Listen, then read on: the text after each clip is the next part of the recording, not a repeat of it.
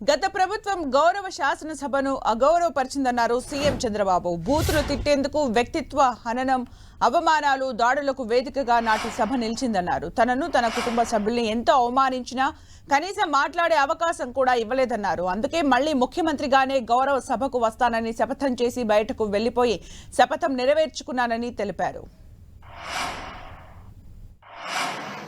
గడిచిన 5 సంవత్సరాలు శాసనసభ అంటే చాలా భిన్నంగా నడిచింది.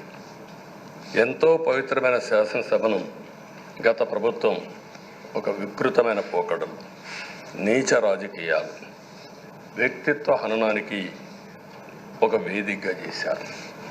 ఇదే అసెంబ్లీలో దూషణలు, బూతులు, వెక్కిరింతలు, కక్ష సాధింపులు, మైకు లేకుండా పోవడం ఒకటి కాదు, చాలా సమస్యలు వచ్చాయి. ఫస్ట్ టైం వచ్చిన ఎమ్మెల్యే బాధ్యతారాహిత్యంగా 6-7 సార్లు గెలిచిన ఎమ్మెల్యేని వెక్కిరించడం, బూతులు తిట్టడం, చాలా వల్గర్గా ప్రవర్తించే పరిస్థితికి వచ్చారు.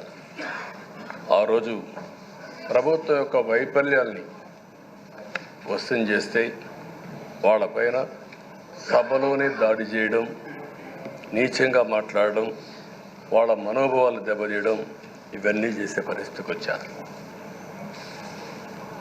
నేను కూడా ఇదే హౌస్లో చాలా బాధపడిన సందర్భం రోజు ఉంది. మెంబర్స్ అందరం ఉన్నాం. నన్ను గురించి, నా కుటుంబాన్ని గురించి ఇష్టానుసారంగా మాట్లాడితే కనీసం యాక్షన్ తీసుకోవడానికి నాకు మైక్ ఇవ్వమని అడిగాను. మేము నిరసన తెలియజేసి ఎడతామని మైక్ అడిగితే మైక్ ఇవ్వలేదు. గౌరవంగా బ్రతికే ఆడబిడ్డలందరినీ అవమానం చేయడం, సోషల్ మీడియాలో పెట్టడం, క్యారెక్టర్ అసాసినేషన్ చేయడం, ఇలాంటి చాలా సంఘటనలు జరిగాయి. దానికి పరాకాష్ఠగా మరో శాసనసభ్యులు కానీ, కొంతమంది అయితే భవానీ శాసన సభలో సభ్యురాలుగా ఉండి ఎన్నో పోస్టింగ్స్ పెట్టే పరిస్థితికి వచ్చారు. అలాంటి సంఘటనలు చూసిన తర్వాత ఫస్ట్ టైం నా జీవితంలో ఆడబిడ్డల కోసరం ఇలాంటి హననాన్ని చేశారని బాధపడుతూ కంటతడి పెట్టాను.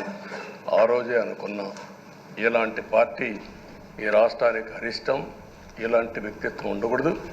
మళ్ళీ ఈ రాష్ట్రాన్ని గౌరవ సభ చేసి హోందాగా నడిపించే వరకు నేను పనిచేస్తానని చెప్పి ఒక శపథం చేశాను.